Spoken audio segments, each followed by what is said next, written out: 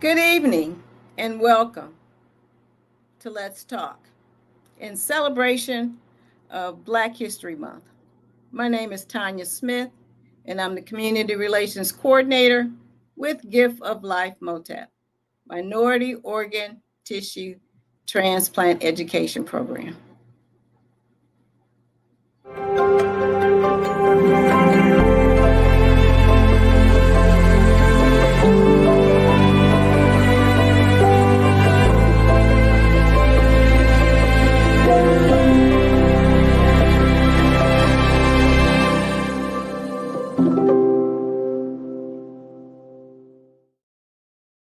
Tonight's program is sponsored by Gift of Life MOTAP, along with Chi Eta Phi Nursing Sorority. Our program this evening is entitled African Americans, Healthcare Warriors Part 1. Part 2 will take place next week, and we will feature African American healthcare warriors with a focus on the history of African American nurses. But tonight, we have invited Dr. Anita Moncrease, graduate of Wayne State University School of Medicine, and really the historian for the African American history at the school.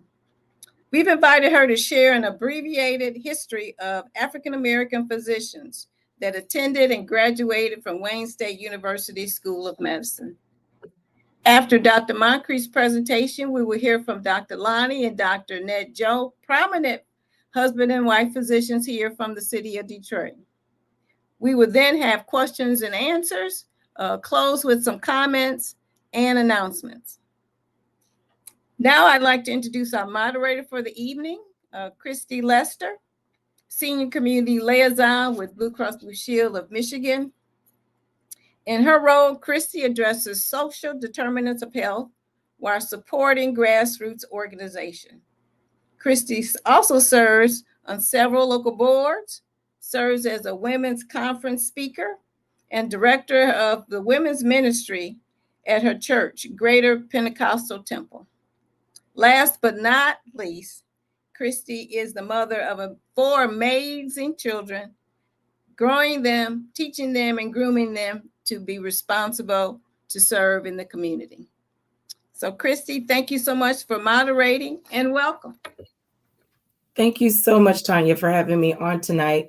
I am looking forward to hearing from these amazing individuals tonight, and I'm looking forward to learning as well. So our program is very brief.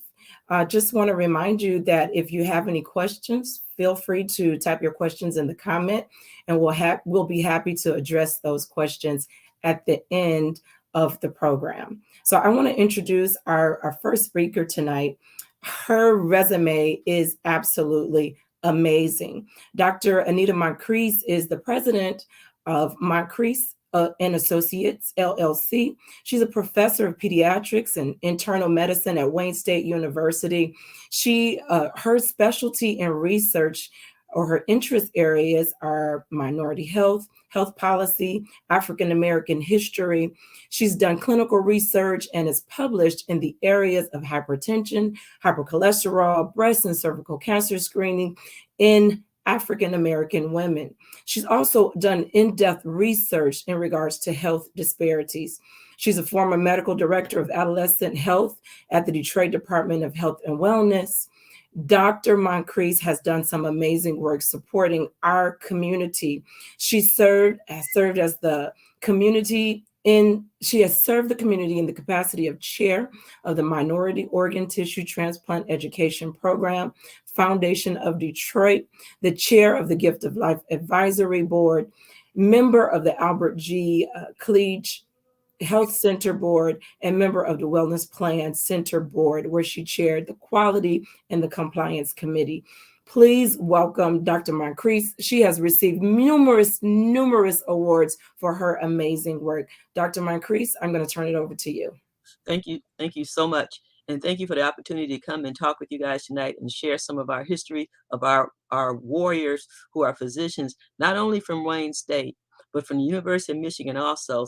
So when we get to our other speakers, Dr. Joe and the Dr. Joes, both of them are alumni from the University of Michigan, so they can handle tons of questions about those physicians also.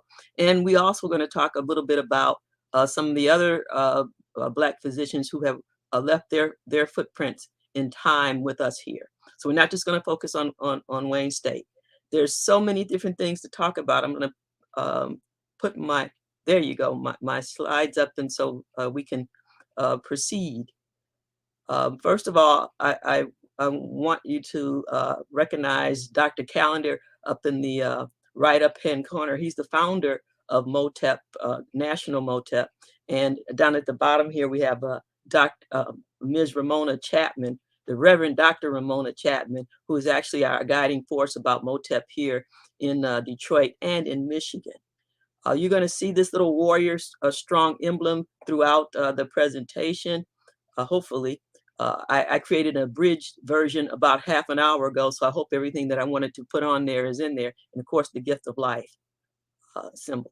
So when we're talking about warriors, first we have to define why there is a problem. We have a problem here today with intentional and systemic racism, but it didn't start today. It started from actually before we even got here to the New World. But once we got here, and that's what I was going to focus on tonight, because there's other opportunities to talk about the other times, we were victimized by of a system that, for example, created Dr. James Marion Sims. He's a very, very important surgeon who came from Alabama, and he went on to become the father of gynecology, obstetrics and gynecology in the United States. And how did he make his mark? He did it because of the operations and so forth that he was performing on enslaved Africans. He took the skulls of young children, Black children, only Black children, and he opened up their heads and moved around their bones just so that he could see how the bones interacted. He wanted to know what would happen. He acquired a group of Black women enslaved, and for a period of 5 years, he operated on these women without anesthesia because he felt that Black women could tolerate pain. So recently, and I'm going to skip some of these slides so that we can talk about other things besides him, but he goes on to become president of the American Medical Association. Recently, there was a statue of him in the city of New York, honoring him for being the father of obstetrics and gynecology. After a lot of protests, that statue was finally removed, and that's the statue down in the corner here. It will be my left-hand corner. The statue was finally removed, but it was interesting, the protest about removing that statue. There was one gentleman saying, well, we need to hear both sides of the story to justify removing his statue. And only thing that crossed my mind was, how would you feel if your 14, 15, 16, 17-year-old daughter got 40 operations without anesthesia? So whatever his side is, it would not have been good enough to justify that. And so that's just an introduction to why our physicians are known as warriors. And we're only going to have an opportunity to talk about just a few of those physicians. But I gave Sims too much time. I shouldn't have given him that much time. Let's go to our first warrior, Dr. Joseph Ferguson. Dr. Joseph Ferguson was the first doctor to graduate from a medical school in Michigan, and that was Wayne State's medical school, and that was in 1869.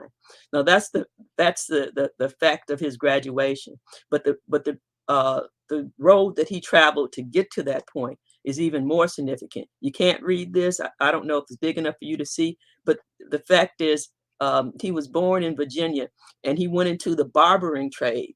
And people who go into the barbering trade could actually practice medicine if they got good at it, at cupping, leeching, and bleeding people. And he was very, very good at it. So good that he made his way eventually to Pittsburgh, where he did apprenticeships there working with Dr. Martin Delaney. And working with Dr. Delaney is no small feat. Delaney was actually the first African-American who was admitted to medical school at Harvard. Of course, Delaney didn't graduate, because him and the other two blacks who were admitted to Harvard at the same time that he was were dismissed after only a few months. And the reason why was they were setting the academic curve of the class. When they first got there, some of the white students didn't want to be in the class with blacks, but they were still allowed to stay there. But once they started outperforming the white students, the group became even bigger. There was a group to try to keep them there, but the dean was forced to dismiss all three of them. So Martin Delany returns back to Pittsburgh, and he works with our star, our warrior, Joseph Ferguson. He teaches him all kinds of things. And Ferguson eventually, when Delany moves to Chatham, Ontario, and I'm saying that because if you spend time learning the Black history of our doctors, certain cities, certain places will keep coming up, and Chatham is one of those places. So Delany is moving to Chatham, Ontario, and our warrior Joseph Ferguson, he goes on to Cleveland, Ohio, where he joins the Cleveland Medical School, and he does 1 year there before he comes to Detroit. So he has 1 year of medical school up under his belt. You need 2 to get an MD degree. He comes to Detroit in 1857, making him the first documented African-American physician in Michigan. His course is also remarkable for the fact that in 1863, when Detroit had its first race riot, Dr. Ferguson didn't stay home, didn't stay hidden. And his first race riot is during the Civil War. And there's a lot of racial animosity in the city. He goes out into the city to help service and help blacks who are becoming victims of this riot, not only physically becoming victims, but they're burning black homes, and he finds houses and places for them to stay. So he's out there. And then Dr. Ferguson, before the Civil War breaks out, is very active in the Underground Railroad. There's just so many things to say about him. It could take me a whole hour just to talk about him and his accomplishments. But if you go downtown to Hart Plaza today, you'll see the Underground Railroad monument. And on this monument, Dr. Ferguson's name is engraved as being a conductor and station master for the Underground Railroad. Also, if you go to the meeting place where William Webb's home used to be, you'll see this historical marker marking the fact that John Brown and Frederick Douglass met at William Webb's home, and Joseph Ferguson was one of the people present there, and they were planning the raid on Harper's Ferry. Okay, and after John Brown leaves Detroit without physical people following him to Harper's Ferry, instead he goes to Chatham. That name is going to keep coming up, and meets with Martin Delany, and there he gets actually 30 people to come aboard and go with him to Harper's Ferry, which they fell on. And this last piece is, if you look across the Detroit River from our statue of the Underground Railroad, you'll see the Gateway to Freedom Monument facing it. And so this is something that you can go and take a look at and see today. And I just want to mention 2 of Dr. Ferguson's sons, John Cyrus Ferguson, who becomes the second African-American to graduate from Wayne State, and his other son, William Webb Ferguson, who becomes a lawyer, but he's also the first African-American to serve in the Michigan House of Representatives. So, and under, I don't know if you can see it or not, but there's other contributions that his family makes, including today, Dr. Lorna Thomas is a practicing dermatologist here in the Detroit area, and her son, Buzz Thomas, went on to be one of our state senators. The next person I'd like to talk about is Dr. Sophia B. Jones. And Dr. Sophia B. Jones is not a Wayne State graduate, but she is a University of Michigan graduate. And she graduated from University of Michigan in 1855. Her whole family is interesting and deserves a talk. And if you guys have the time, I will be giving a talk at the Detroit Public Library this Saturday about Dr. Sophia B. Jones. So we're not going to spend a whole lot of time on her, but she was the first female graduate. She gets credit for being the first female African-American graduate from University of Michigan. There's actually one, Grace Roberts, who graduated before, but she graduated, well, that's another story. Don't want to get into it. But Sophia gets the credit for doing that. And Sophia goes on to graduate, and she becomes the first African-American female faculty at Spelman College, and she founds the nursing school there. She also leaves Spelman and goes to Wilberforce, where she becomes the resident physician there, and she founds a nursing school there. So Sophia does a lot of traveling in her lifetime. She goes on to Wilberforce, for example, and she goes on to other Black colleges and universities in this country. But there's a reason behind it. Come to the lecture on Saturday, and I'll tell you the lecture. It has something to do with her very strong family history. As a matter of fact, 4 of her father and 3 of his brothers are graduates of Oberlin College. You don't see that back in this time period. Her father graduated in 1849. You don't see that. These are warriors fighting battles every day. Their grandfather was enslaved. Their great grandfather was bought over from African slave. Their father is enslaved. So we'll spend some time on those different histories, those warriors. But what I want you to understand is you got Sophia coming out of Chatham, Ontario. You've got a connection between Joseph Ferguson, our first 2 doctors that we talked about. And there's so many connections. There's no magic to racism. There's no magic to why these people became doctors. And there's no magic to the contributions that they made. They're warriors. They fought every single day. We're going to talk about African-American physicians who completed their postgraduate training, had no place to go. Once they finished medical school, if they could find a medical school to accept them, once they got out of the medical school, there were no residency programs and internship programs they could go to. We had to found our own hospitals and programs. Freeman Hospital in Washington, D.C., Hubbard in Nashville, associated with Meharry, Providence in Chicago, started by Dr. Daniel Hell, Homer G. Phillips in St. Louis, Kansas City, #2, and Mercy Douglas in Philadelphia were the only places in this entire nation that Blacks could go to once they finished medical school. And it was very, very hard to get into medical school. Among the white hospitals, there were a few in the country that would take them, Cook County and Chicago. And remember, if we talk about the first African-American to get a medical degree, he got it in Chicago at Rush, David Peck. And David Peck was actually mentored by Dr. Delaney along with Ferguson.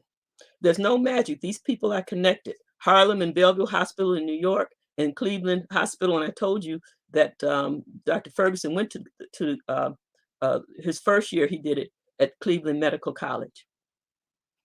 Out of these situations of intentional racism and bias, we see that the formation of the National Medical Association, the American Medical Association, I already told you about Sims, who actually made it to be president one day, was not accepting Blacks.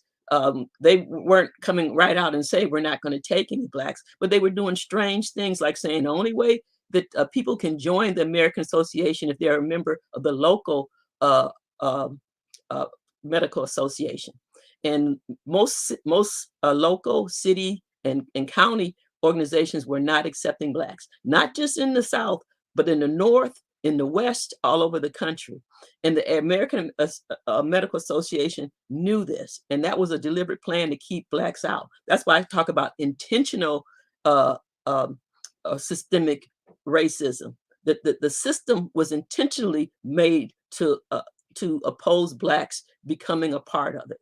And so Blacks in 1895 decided to start their own organization. They started the Allied Medical Association because it was not just doctors, but it was also dentists, physicians, and pharmacists.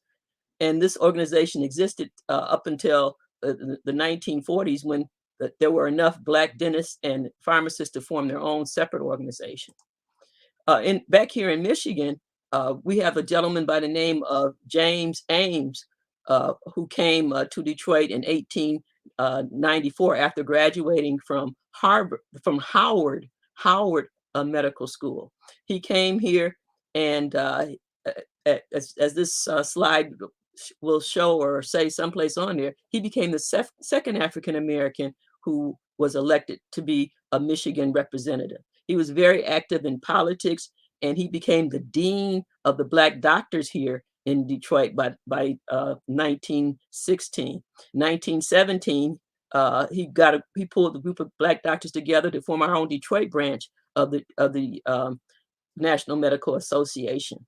And from that Detroit branch, became the second Black hospital in this country, in this city. The first was Mercy, and it was started by doctors Norcross, Daisy and David Norcross. Both of them are MDs. The Norcrosses actually fled from Montgomery, Alabama, because the Ku Klux Klan had threatened to kill David Norcross one night after winning after David and Daisy won a case in the court that allowed them to keep their sanitarium or hospital open. They were taking too much money away from the white doctors. And so the white doctors took them to court and lost the case. So then the white doctors went to the Ku Klux Klan, and the Ku Klux Klan said, don't worry about it. We're going to take care of it that night. We're going to get rid of David. And when the Ku Klux Klan says things like that, they are very serious. So the Norcrosses fled up here to Michigan, and they got with, they came around in 1916. And when David and was trying to get admitted privileges to Harper Hospital, instead of them just saying he doesn't have any, they're not going to give it to him, they kept putting him off. And then finally, David admitted a patient, and David was not allowed to go and take care of that patient, and was told he couldn't see that patient till visiting hours. So he joined the Allied Medical Society under Dr. Ames. Anyway, because David and Daisy had all this knowledge during the planning stages of the hospital that the Allied Medical Association was going to open, the Norcrosses kind of thought, that their plan wasn't in tune with a business type plan. So the Norcrosses went on and opened their own hospital, Mercy Hospital, and they opened it in 1917. So they were the first Black hospital to open in Detroit. Dunbar opened a year later under the leadership of Dr. Ames and several other doctors. And when Dunbar opened it, it held 37 beds and 21 physicians. And if you look at the picture below here, this building is still standing for the Dunbar Hospital. The building next to it, where the nursing office was and was used for registration and so forth, the library, that building no longer exists. And these are the guys who founded the organization. Each one of these men are warriors. Each one of these men are warriors. We just don't have time to talk about them. But if you talk about Dr. Alexander Turner, for example, and our U of M guests will be able to talk about him, I guess, some more doctors, the Dr. Joneses. But he goes on to be one of the founders and the surgeon at the Dunbar House. He does extremely well. And unfortunately, he decides he has his own driver, his home business, extremely well. He decides to buy a house in a white neighborhood, and the white people just don't understand that he is educated and he's at the top of his game. Instead, when he moves into the white neighborhood that very same night, he gets a visit by a group of whites who at gunpoint force him to sign his house over to them, and he ends up moving back into his old house. Intentional racism, systemic racism. And I'm just putting this list up here of the names of the doctors who were there, the first house staff for the Dunbar House. And that brings us to Dr. Robert Isaac Greenidge. He's a graduate of Wayne State from 1915. He was born not here, but in British Guiana, South America. And he ends up, being raised by his grandmother. His mother is an enslaved woman, and his father is the son of the slave owner. And he is very smart and intelligent. And by the time he's 5 years old, he's raised by his aunt, but by the time he's 5 years old, he can read the Bible. He's a very accomplished violinist and piano player, and growing up, he takes different jobs, and one job he takes is working at a camera store, and he becomes amazed at how films and pictures are developed. Okay, he makes his way here to the United States, to the Kellogg Sanitarium, because these guys are doing missionary work where he's growing up at. And so I say all the time, there's no magic. You can follow the path of what people do. They very rarely jump to something out of the blue. Okay, so he's a good example. You can follow what he does. Okay, he goes to the Kellogg Sanitarium because it's affiliated with the missionaries who came to where he lives, and from there, Kellogg, he's an outstanding worker, and he's recognized by Dr. Kellogg, and Dr. Kellogg supports him in coming to Detroit College of Medicine. So he comes here to Detroit College of Medicine, and he does a great job. And he graduates in 1915, and there's no place for him to go to advance his education. Okay, and so he hangs his shingle, and he starts practicing medicine, and he does a good job of practicing medicine.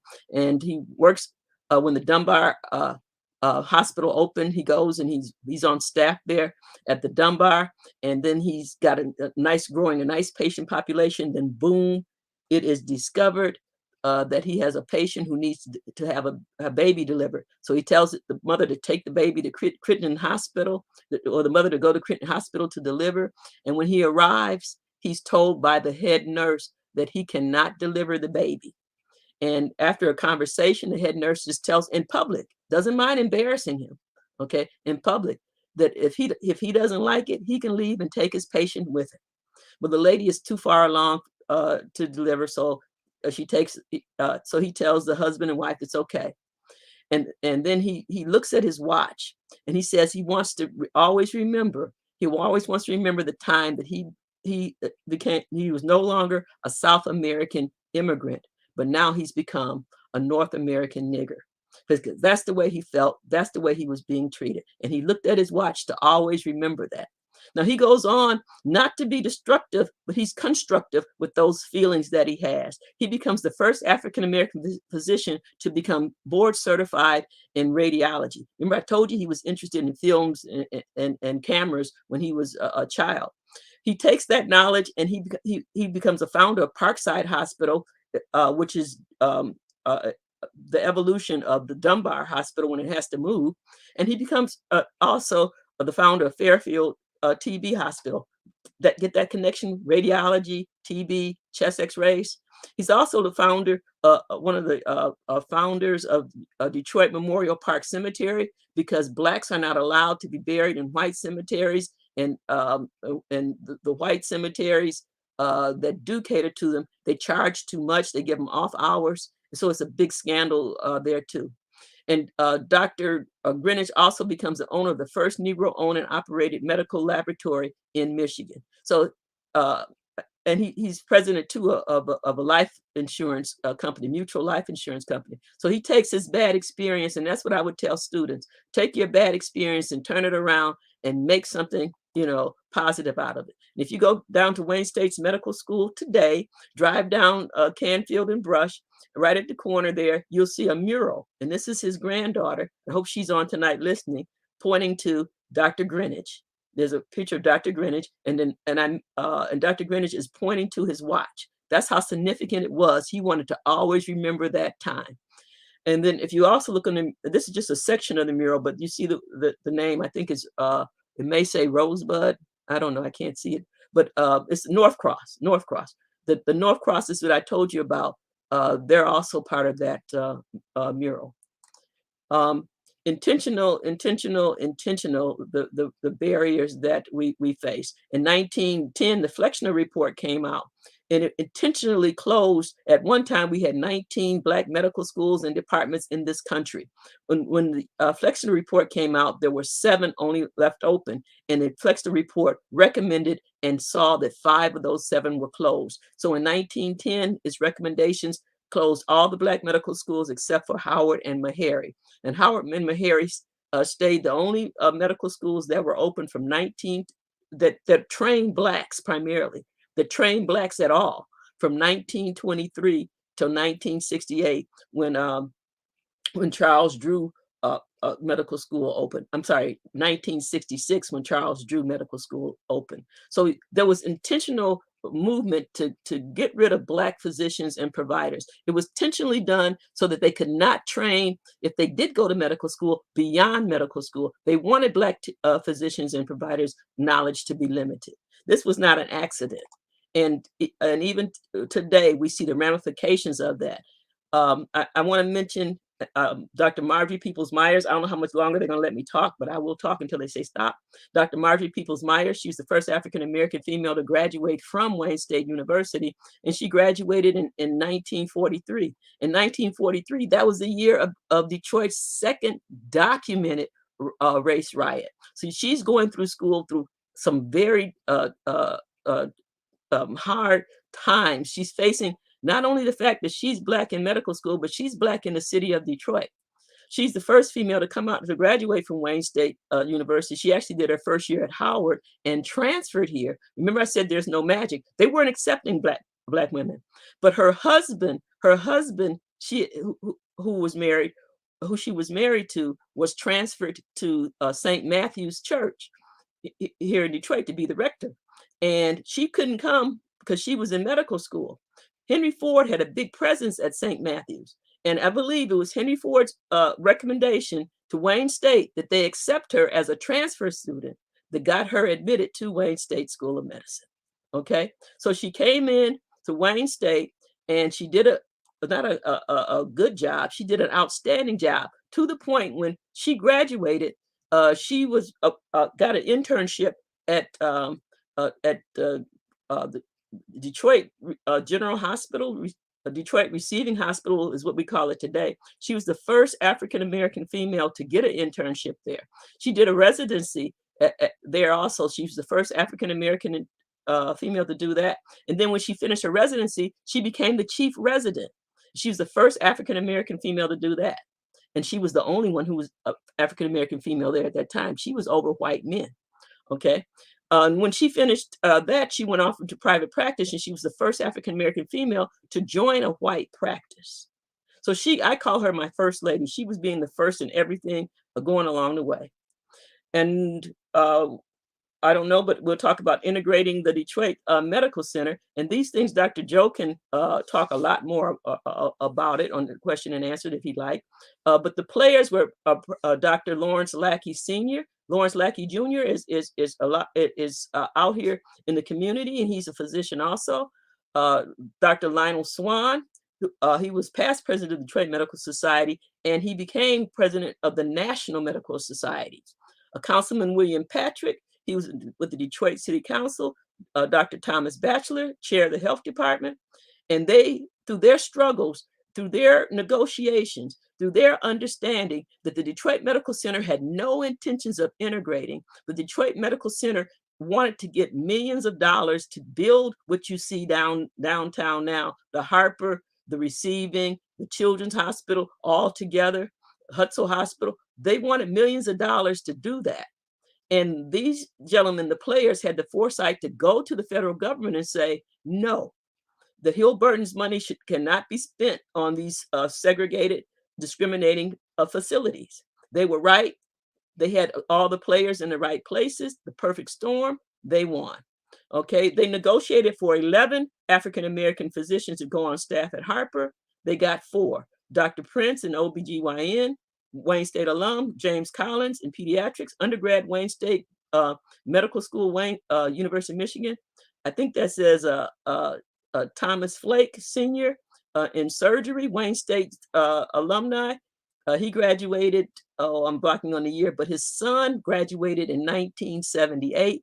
Both Thomas Sr. and Thomas Jr. became the first set of father and son surgeons to graduate from Wayne State. Black or white or polka dot. And last was Dr. William Gibson in internal medicine. And these were the players, and the players were so successful that they went to Washington, D.C. and had a meeting with President Johnson. And with the meeting of President Johnson, it was decided instead of the 5 minutes that they had reserved, that they were going to talk, that they ended up talking for over an hour. Again, you got the U of M people coming on behind me. They can tell you more about them. I didn't talk about Dr. LeRae. I'm going to talk about Dr. LeRae off the top of my head because he goes on to, this is Dr. Batchelor. I'm talking about Dr. LeRae. Dr. LeRae goes on to, he's from Detroit. He grew up in Detroit. He graduates from Cass Tech High School. He goes to Wayne State undergrad, Wayne State Medical School, and he joins he wants to do a fellowship, so he goes to Homer Phillips in St. Louis, and he does a fellowship, residency and internship in surgery. He returns back to Detroit, and again, the white hospitals will not allow you to practice. But he graduates from Wayne around 1940, so we're talking he's back around 1944, and so he joins Parkside Hospital under Dr. Greenidge, who loves X-rays and TB and stuff like that. So under Dr. Greenidge, he's doing surgeries, chest surgeries, and he is at around the same time in this country. There's a Dr. Adams, who is now the first Black president of Howard, first Black dean of Howard's Medical School, and Dr. Adams has gotten this fellowship money from the Rockefeller Foundation to train Black doctors to be teachers. So Dr. Adams and his co-partner at Meharry, they searched the whole country to find brilliant Black people to bring in to do this. And Dr. Adams finds two.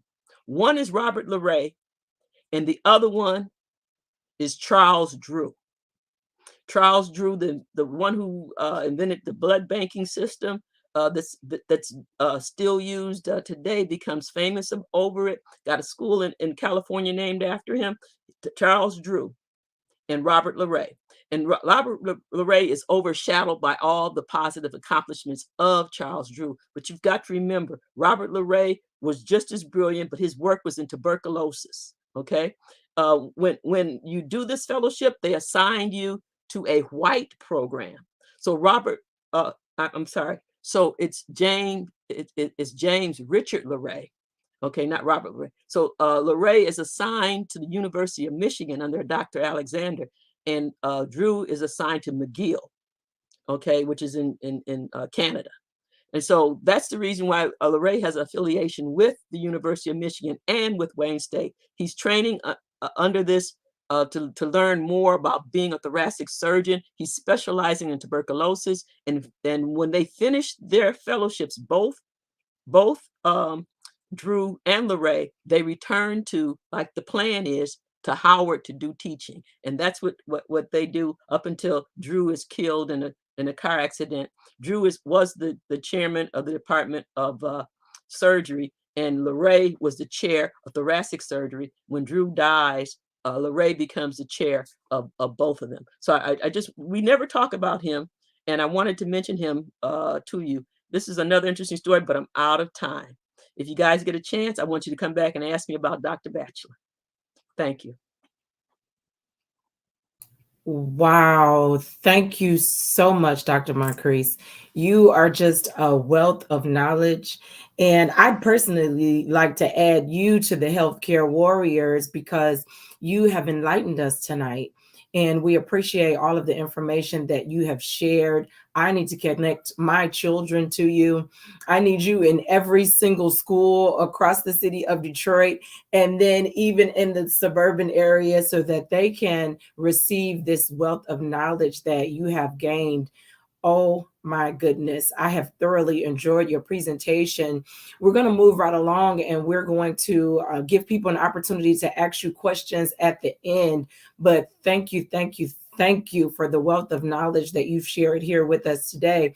And I know that this amount of time was just not enough for you to share all that there is to share. So we're going to definitely make sure that we stay connected and then give people an opportunity to ask you questions at the end.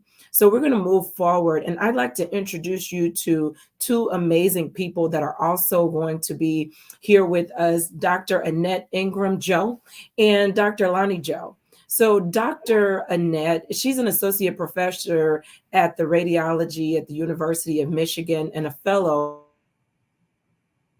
in radiology. She graduated from U of M with her undergraduate and medical schools and did her diagnostic radiology residency at Henry Ford Health System. After completing a breast imaging fellowship at the U of M, she remained on staff. I want to share with you that Dr. Joe is on the executive board of the Minority Organ Transplant Tissue Education Program, better known as MOTEP, and on the governing board of Gift of Life. She's also involved in teaching and mentoring students and residents at all levels, and is very active in community education and in her youth ministry at Triumph Church.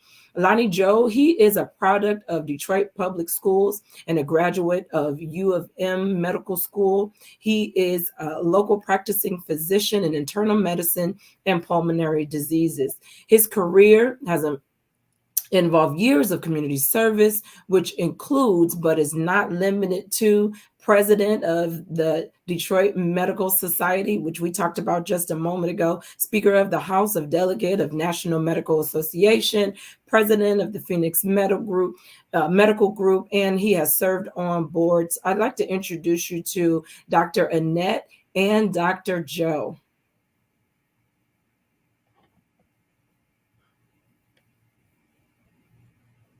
The floor is yours. Good evening. It was amazing, the presentation that Dr. Moncrease gave us about all the warriors in healthcare. When we talk about, the different paths that were available to people in the past versus what's available to students today, a lot of the students today have many opportunities that weren't available to people in the past. A lot of the doctors in the past didn't even have residency programs, as Dr. Moncrease mentioned, that they could even be admitted to. And now the students, can choose any residency program, any residency specialty that they would like. And also many of them not only do residencies, but they also do fellowships. Some people, the students decide to do master's degrees or get a PhD and MD. So the opportunities are limitless now. And there are different paths that people can choose. Some students go straight through medical school. Some people, take extra time to do research or to, like I said, do some other degrees. So the opportunities that are available, are great to people nowadays. Lonnie, anything you want to add about that? Well, yeah, you're correct. But just back up a second. Thank you, Dr. Moncrease. I never get tired to listening to all of this stuff that you present so well. And as you were talking, I'm sitting here. Dr. Northcross from Alabama, where I was born, he was my patient until he died, and so was Dr. Tom Batchelor. These guys were just icons in this community. And unfortunately, the story is just not told often enough or loud enough for us to appreciate it. Fast forward to where we are today.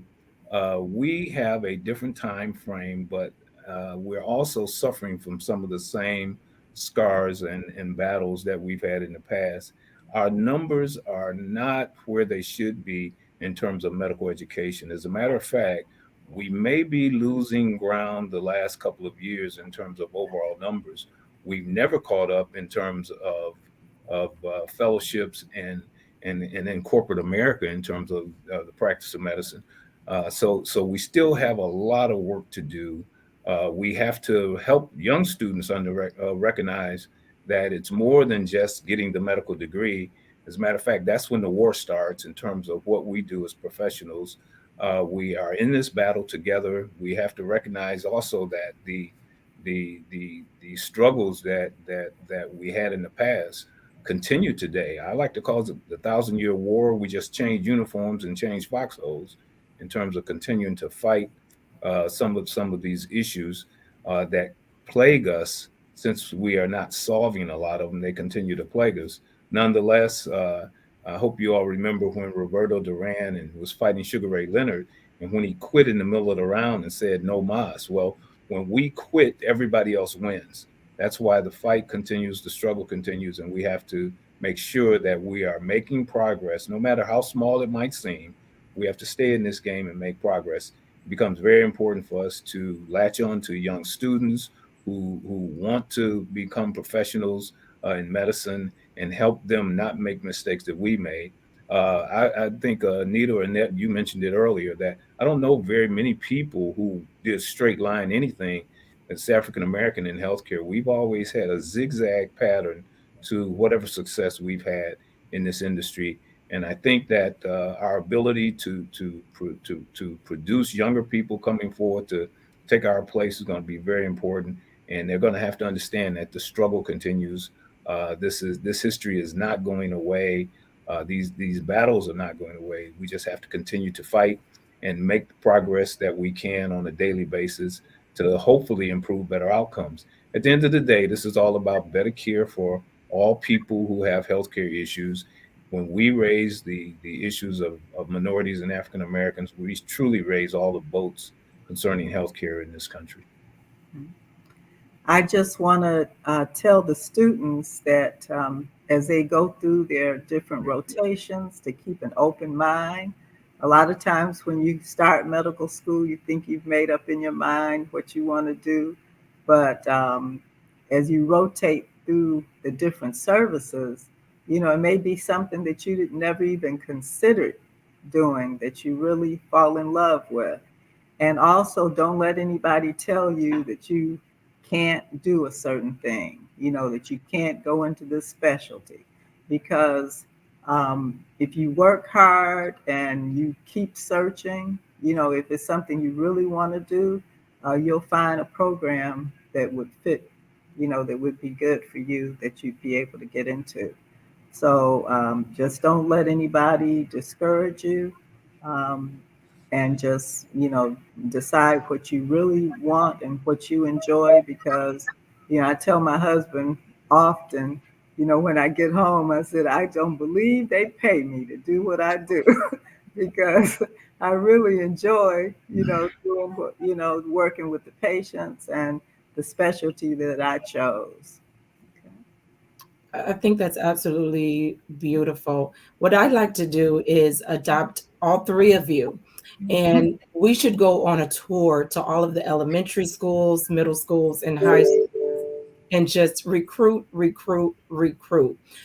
do have a couple of questions that we'd like for either of you to address. And one of the questions is connected to our numbers, our African American numbers, and we're talking non-immigrant African Americans. The numbers are so low. 2.6% out of 300 students is what someone in the comments has given us regarding Wayne State. Can you tell us about the numbers at U of M? And can we talk a little bit about why those numbers are so low? Is it just, I don't know, students don't think they lose confidence? Let's talk about that. Or maybe they don't know the struggles that Dr. Moncrease has shared with us tonight. Can I answer that? Because it's a multifactorial issue. Yes, they don't know the struggles, and part of that is our fault because we haven't kept that ball up in the air. We are not teaching or preaching about these struggles, even though people don't want to hear about the past anymore. Most people are focused on the future. That's one reason we're making the same mistakes over again. Number two, after doing this for a few years now, I'm beginning to think that it's not necessarily a pipeline problem alone. I think we have a problem that is just as significant that has been covered up at the higher educational levels and the corporate level. What do I mean by that? I think that at the end of the day, the responsibility for these poor numbers that we see are going to lie at the doorstep of the medical school. We see the thousands of people at AAMC that are African American that tell us that African American last spring who applied to medical school. I would say about 95% of them are very qualified to get in. They just can't crack the door to get into medical school in this country. If they were to get into medical school, these numbers, the 2.6 that has been tossed around at Wayne State, or the 3.0 at University of Michigan, those percentages will certainly improve. So I think we've been struggling on this in terms of a pipeline concept when we have not even dealt with the people that are in the pipeline properly in order to give them a proper chance to enter the doors of the medical schools. By the way, AAMC last month issued a statement concerning Morehouse in Atlanta and Emory and their collaboration and how they're doing things together to improve admissions and increase the number of practicing physicians, and how, not just theoretically, how in a practical way this can actually raise the quality of healthcare in this country. Yesterday, the Commonwealth Foundation slammed healthcare and the insurance industry, by the way, in this country for what a poor job that we do compared to other industrialized countries. So I think we need to take a step back, refocus, redefine some of these things that we talk about when we talk about pipeline admissions or lack of students. I think that it is more than just a single issue that we have to deal with. And once we refocus on some of these things, I think we'll do a better job in terms of outcomes. Thank you so much for that answer. Now, I come from a company that we use acronyms all the time. Just in case there's someone here on the line that doesn't know AAMC, can you just break that down really quickly before we go to the next? American Association of Medical Colleges. Thank you so much. Double AMC. Just in case there's someone out there that didn't know that, because yes. We use so many acronyms in our line of work, but we want to make sure everyone understands what we're referencing. So Dr. Moncrease, you shared some amazing slides with a plethora of information on the slides. Will we have access to those slides? How can we connect with you to receive that information? I guess the answer would be through MOTEP Gift of Life. I will make sure that they have those slides and they can share them with you. Okay. I do have another question, and any one of you professionals can answer this question here. I want to talk about the path, because we've talked about systematic racism. We talked about intentional racism, but I want to just have a brief conversation about the path from our history, and then the path now to becoming a physician. What are the differences? How can we make a difference now? And Dr. Joe, you kind of addressed it a little bit there. It's not just one particular problem. It's not just one specific thing, but let's talk about the difference between those paths for people or younger people to become physicians today. Well, we've got a shy group here. I know that Dr. Annette Joe has been doing a lot of work with residents and so forth at the U of M. Maybe she can start off. Okay. So as far as the difference in the path, there's so many different paths that people can take. As you said, I mentioned earlier about how some people know what they want to do, and some students don't decide until later that they even want to be physicians. Like our son, when he was growing up, I'd always, try to encourage him to be a doctor. And he's like, Mom, I don't know what I want to be, but I don't want to be a doctor. So he decided when he was almost 30 that he did want to be a doctor. And so he graduated from Wayne State's medical school. So, and that's different from me. Like I went straight through medical school, straight through. As soon as I got out of college, I knew I wanted to be as soon as I got out of high school, I knew I wanted to be a doctor. And that was my goal from the beginning. So now students, some of them go straight through, some of them take time off. A lot of students take gap years now. That's like the norm now, for people to take a year off after college before they, apply to medical school. And it's like, I don't understand it, because like I was just trying to rush through. And, but a lot of, students, they say, well, they travel that year and, maybe they study for the MCAT, or, they just feel like they need a break before they start medical school. So there are, a lot of different paths that people take. Once people decide, that they do want to go to medical school, then people who want to be a doctor usually care about people. And so your past should be able to show that. So people that are involved with community service, that's important, because they look at that when you apply to medical school. So they really want to know that you're interested in helping people and you don't just think it's a job that you'll make a lot of money, where you'll make a lot of money. So they're looking at people who are really interested. And the students can maybe volunteer at hospitals or volunteer at clinics. So it's a lot of things that I recommend the students that I talk to when they say they're interested in medicine. And then once the students are in medical school, the same thing when they want to apply for residency programs.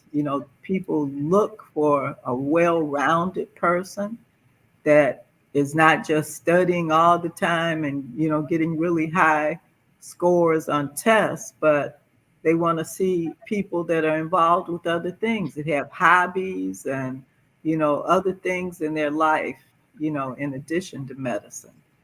So those are some things that I think are important in the path to becoming a good doctor. Thank you so much, Dr. Can Annette. Dr. Can I Lonnie, just did you add want to something? address this Let me one? just add something real quick. Annette is right. She was always focused. Annette was 23 when she graduated from medical school. Okay, so Wow. she did everything fast. Okay, she even pushes me fast to do stuff. But I'd like to address one thing though, and that is the cost of a medical education and things leading up to a medical education. It is tremendously expensive, but I don't think that should deter anyone from seeking or pursuing a medical degree. It's not so much that money should not be considered, but I think that if you follow your passion, money truly will become secondary. No matter how difficult it is to obtain, it will always take a second place to what you're wanting to do in terms of this profession in particularly, because right now I don't even know how these current kids afford it. We're helping as much as we can, but it's astronomical. But even in spite of that, I very seldom see anybody in Ann Arbor who leave. I haven't seen anybody in Ann Arbor leave school because of money. So I think that the way is always made for this kind of determination, and it just seems like a lot of money, and it deters people sometime. But I don't think that should be a hindrance or a barrier to people pursuing a career in medicine. I know that our time is limited here, but I do want to address one additional question before we turn it back over to Tanya. One of the questions or the comments is related to harassment. We know that in the past, some of the issues that we've dealt with have been very bold, very in your face, but there are other ways that individuals are trying to stop African-American students from pursuing the program that they love to eventually work in until they retire. So can we kind of address that once you get into your residency, the harassment and the difficulties that students face there? Maybe some advice? If I can start off, the harassment actually starts before residency. The question just focuses on that particular component. We get harassed from well, we don't even understand if we're being harassed because of our color or because we're women or what. Okay, but there is not a level playing field. Even when we apply for residency programs, and I appreciate what Dr. Annette Joe was saying, that the world is our oyster. We can apply to all these different things, but the system systematically weeds us out before we even get to apply, to the point where by the time we get into our 4th years and want to apply for residency, we're being told, don't apply to plastics, don't apply to ophthalmology, don't apply to orthopedics, because you're not going to get in. And I wish we would apply anyway, so that we can actually see how the system truly works.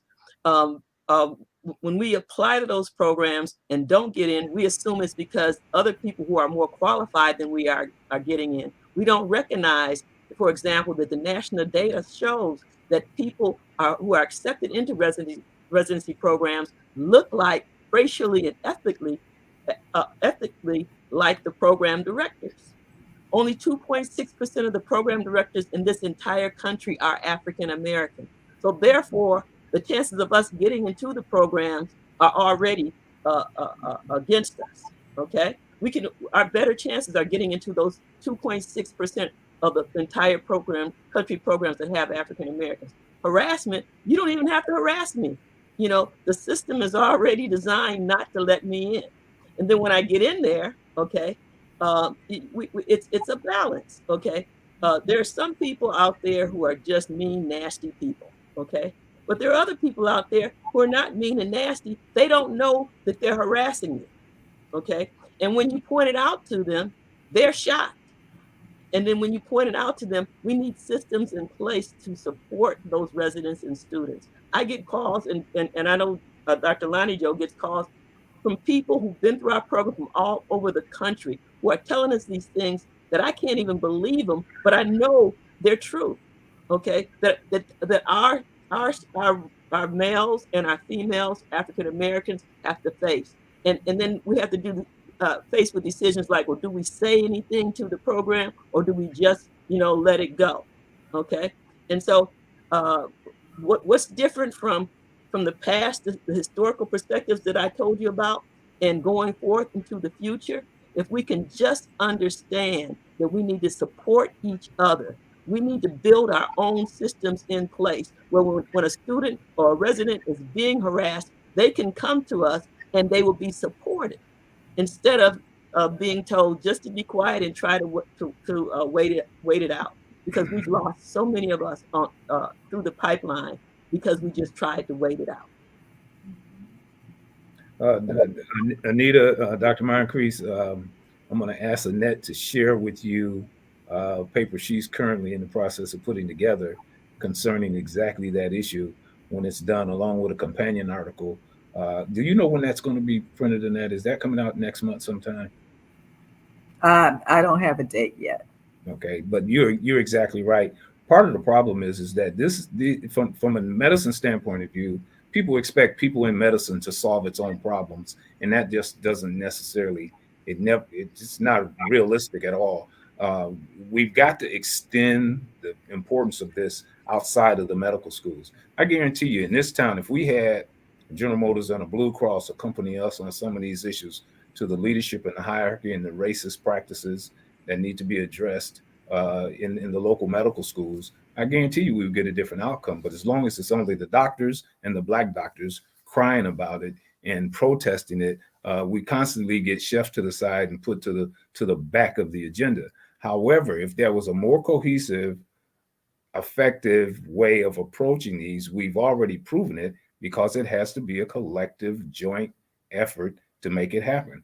Then we would see some differences, I think, in terms of who are the program directors, who are the chairmen of the department, who has positions as deans, and hold those people accountable for outcomes, not just holding the position and the title and collecting the paycheck, but what do you do 3 years from now, 5 years from now, and how do we measure that? That has not happened in medical education, top to bottom. Clyde Yancey over at Northwestern just finished a publication talking about when you put people of color, minorities, especially homegrown minorities like we are in this country, in charge of these programs, you have a better outcome in terms of who's selected, who graduates, and who goes on to become leaders in other programs around the country. So our localization of this is one of the things that hurt us. And when I say localization, I'm not talking about on a map. I'm talking about our local politics and our inability to collectively address these issues. Thank you so much, Dr. Joe. There's one last question, comment that we want to share, and either of you can address this question. We want to say congratulations. I want to say it's Mrs. Childs. Congratulations. She is completing her residency. She's on her way out, but she's committed, to increasing representation in her particular field, but she also wants to be a voice. She wants her voice to be able to carry weight and to be able to see our patients and make a difference. So you can see her comment is up on the screen for everybody. Can you help her? And you kind of addressed it, Dr. Joe, when you were talking about coming from a holistic approach and gathering other individuals and organizations together. But she is so interested in creating a real infrastructure that could support the things that we've talked about today. Did anyone want to add to that? Briefly, let me just say, well, first of all, it's an excellent question. A lot of times when people say you have an excellent question, that's a good question, they don't have an answer. I do have an answer. And our observation and the numbers show that when African Americans go inside the walls of academic institutions, they become trapped, they become handcuffed, they become bound, and they're the first ones to say, be quiet, don't say anything, let whatever the issues are roll along. To whom much has been given, much is required. You have to walk both sides of the street. You cannot afford to stay inside any of these boxes. You have to learn to join hands across aisles to actually get these things done. So in academic medicine, you will be targeted talking about these issues. Okay, name a medical school outside of the 4 minority medical schools that we have where you are not targeted when you champion these issues inside the walls of academia. However, remember, that's the road that we have to travel in order to make progress. So it's not going to be easy. If anybody tells you it's going to be easy, it's not. That's why we have no successful diversity and inclusion programs in medical schools in this country. In my estimation, they all fail. So unless, we champion these things and learn how to switch foxholes and continue to fight, I don't think that we will be making very much progress in academic medicine. Thank you so much, Dr. Joe. We want to encourage all of our students to keep pushing forward. Please don't give up. I'm not in the medical field, but I want to say that we need you. So keep moving, keep pushing forward. Don't give up. We absolutely need you. And one day we want to have a conversation about you and call you a medical or a healthcare warrior. I want to share with you that in order for us to have your email and share additional Let's Talk opportunities with you, please go to golm.org/Let's Talk registration. That's golm.org/Let's Talk registration so that we can have your email addresses and share additional information with you. Thank you so much for this opportunity to moderate and talk with these amazing physicians. Tanya Smith, I'm going to turn it back over to you. I am speechless. Wow. Wonderful. Wonderful. Dr. Moncrease, please promise me that you're going to put this in a book form so that we can really read this. And I'd love to do a part 3 and a part 4 with you on this conversation. We can extend it through 2023. Dr. Lonnie and Dr. Annette Joe, thank you so much for all you do. And thank you for also being a donor family. We did mention that. And Christie, thank you for being a champion of MOTEP, Blue Cross Blue Shield. We depend on you and thank you for all you do to make us better. The other thing I just like to say is also I'd like to thank my colleague Jennifer Teslerix for being the producer tonight of this program. I know we're over by 9 minutes, but give me one more minute. Next week, same place, same time. On this program coming up on February 22nd, we will be partnering with Chi Edify Nursing Sorority, who will bring the history of African American nurses. So you don't want to miss that. And that's going to be presented by Alexandra Ballard Sims, who is with the sorority. Also, we have upcoming the Coots Calendar Jew Transplant Symposium. Dr. Jew was mentioned a little bit. We feel honored and privileged to have his name as part of our transplant symposium.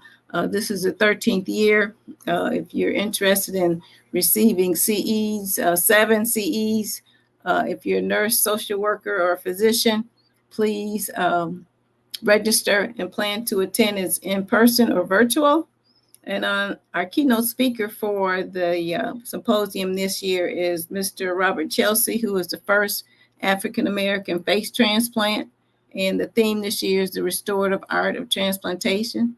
And on Friday, we're going to have a conversation with Mr. Chelsea, and Dr. Moncrease, who you heard today, will be the moderator, along with Dr. Michelle Hardaway, who was the first transplant surgeon, African-American woman, a transplant surgeon to graduate from Wayne State. So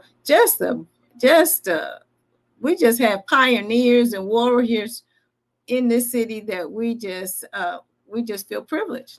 And I'm excited about the programming that we have and upcoming. So please, also one last thing, March is Kidney Month. We have some National Kidney Month program on the 9th. And then we have Kidney Sunday along with Chi Edify Nursing Sorority. They are partnering with Kadash Baptist Church on Sunday the 19th. So we invite you to that as well. So again, I don't want to hold you. I'm over by 11 minutes. I appreciate your time. Thank you for attending and look forward to seeing you next week.